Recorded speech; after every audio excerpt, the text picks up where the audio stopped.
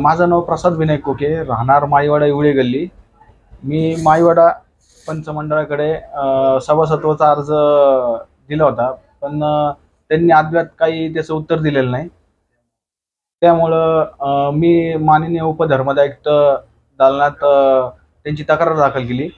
त्या तक्रारीचं बी मला आत्तापर्यंत काही निरसन आलेलं नसल्यामुळे मी येत्या फेब्रुवारी महिन्यात 16 तारखेला माननीय उपधर्मादायुक्ताच्या दालनात उपोषणात बसणार आहे.